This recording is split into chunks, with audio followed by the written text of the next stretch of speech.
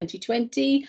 This meeting is happening via Teams using the remote protocol. You'll all be aware by now that you should have your phones on silent. You should have your microphones muted unless I call on you to speak. And please don't use the chat function for anything other than technical difficulties to alert either myself or a member of Democratic Services. That chat function is not for debate during the meeting. Okay, just a second. As you say, please use the hand function or just go like that and I'll call you in. Okay, so before I go to the roll call, I would just like to welcome any members of the committee, non-members of the committee who are here. And I think Councillor Stephanie Lynch is watching as a newly elected councillor, so welcome to you. And I also have a welcome, I believe, to mention for Councillor Joe Hale, because believe it or not, I don't believe we've had a licensing committee and since you've been appointed, so welcome to you as well. Okay, so I'll go on to the first item on the agenda, which is declarations of interest. Now, I will have to ask this again when we go into private, but at the moment, if you could just indicate if you have any declarations of interest. And Nadine, if you could just keep an eye out to see if anybody raises their hand as well. Okay. No. No, I don't see any. Okay, Nadine? No, it's none, no. Okay, that's fine. Thank you. Right, so we'll go on to item 3, which is the minutes of the previous meeting. Sorry, now, Councillor, shall I do the welcome and roll call as well? Oh, I beg your pardon. Okay? I missed that out Sorry. then. Yeah. Sorry. Yeah. Is that okay? Of course, I just missed it out. So, yeah, I'm Suzanne Patterson, the chair of the committee, and Nadine, if you could take the other members through the roll call. Yeah, of course. Councillor Dave Whiteblock. Yeah, present. Thank you, Chair. Councillor Arthur Davis. Councillor John Miller. Councillor Martin Peters. Present. Councillor Carolyn Edwards. Councillor Mark Prothero. Present, Nadine, thanks. Councillor Nicola Davis. Present. Councillor Rydian Mason.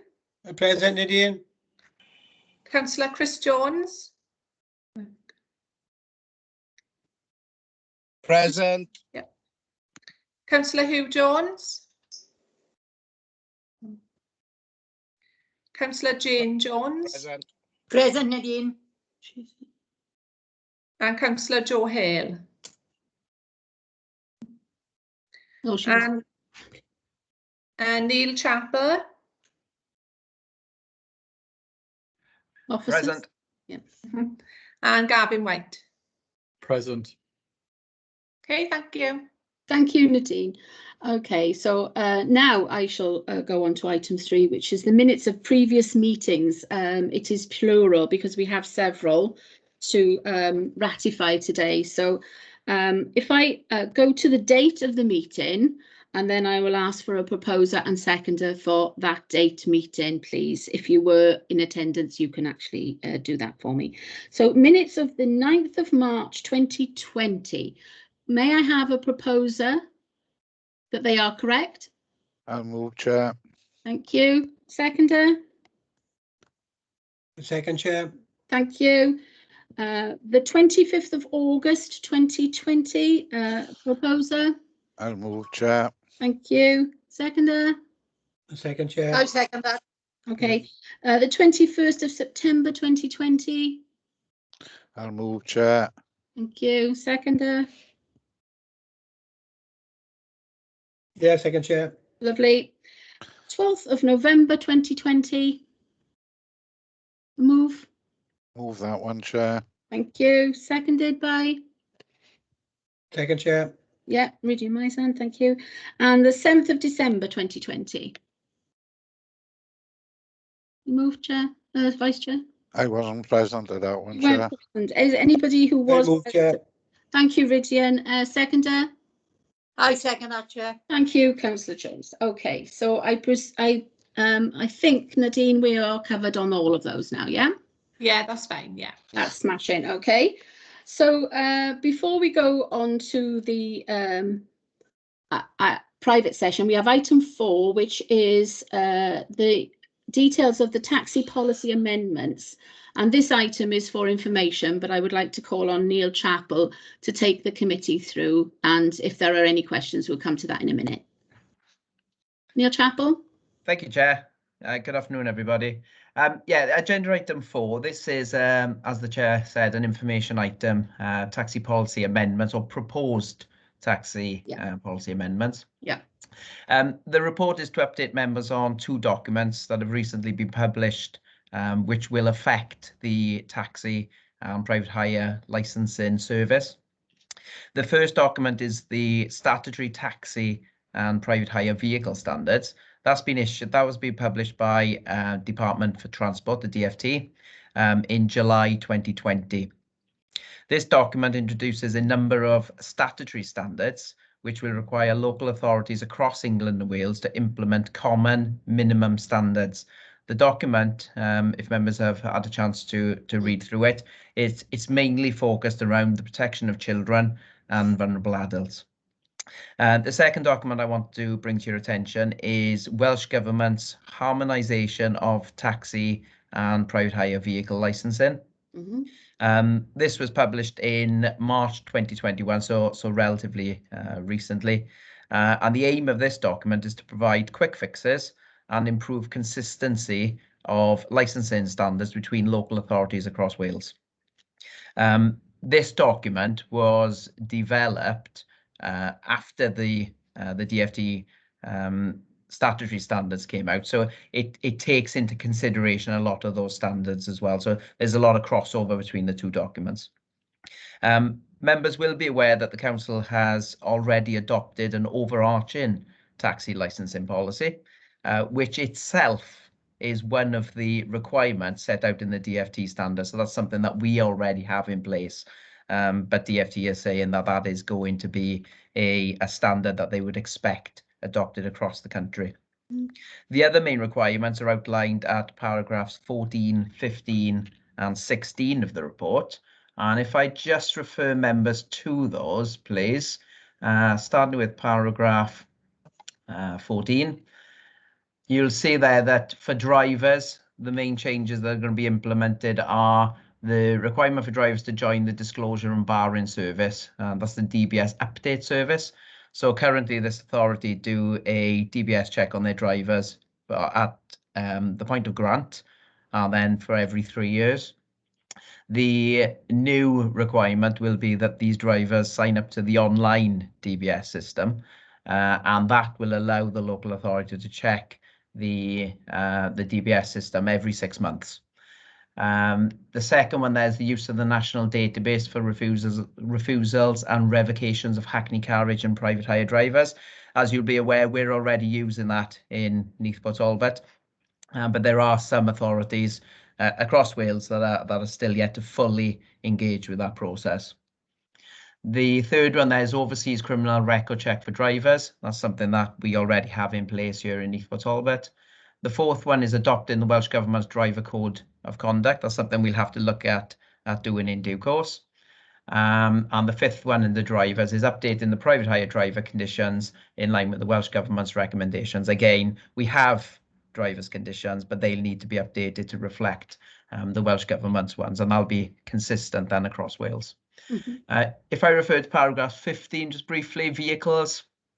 A requirement for a vehicle proprietor to have an annual DBS check. At this point in time, it's only upon the grant, but that's only where the vehicle proprietor isn't already a driver, in which case, obviously, they fall into the driver standards then.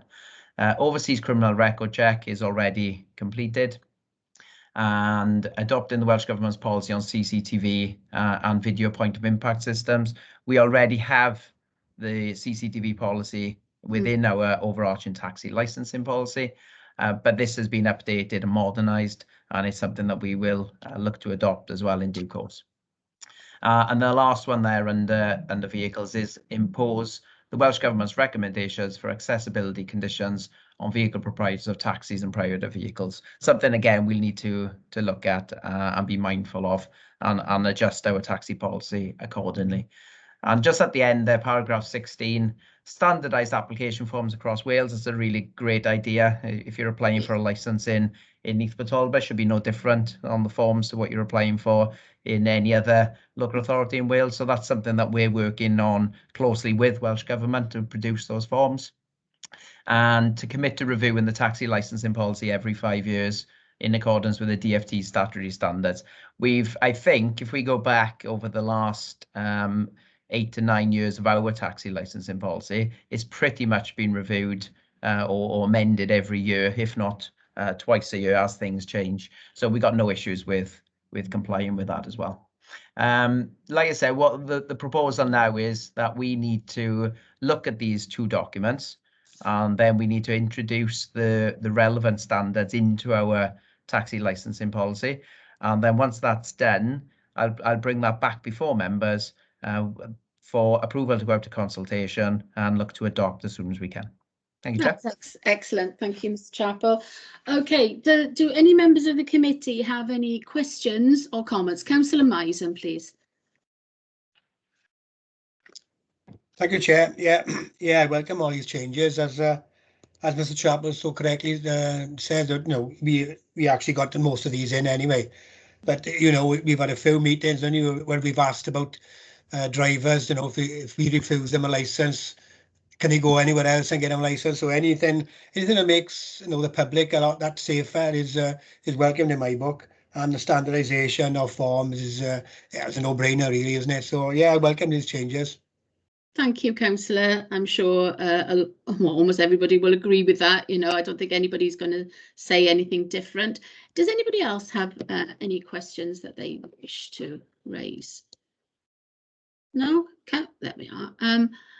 Okay, then this report is at the moment to note. I would advise you to go into the links and familiarise yourself with all of the technicalities whenever you can, so that when Mr. Chappell does eventually bring this back to us for consultation and hence after that ratification, we'll be all up to date with him as well. Maybe not as much as him. Okay, thank you very much. That's that item agenda done. Okay. So I will now proceed. Oh, excuse me, agenda. So I'll go to item 5, which is access to meetings, that in pursuant of section 100A(4) and 5 of the Local Government Act 1972, the public be excluded for the following items of business, which involve the likely disclosure of exempt information, as defined in paragraphs 12 and 15, part 4 of Schedule 12A of the above Act. Can I ask for a proposer, please? I propose, Chair. Thank you. And seconded? I second, Chair. Okay, thank you. We now stand in private session, so you can stop the recording, Nadine, please.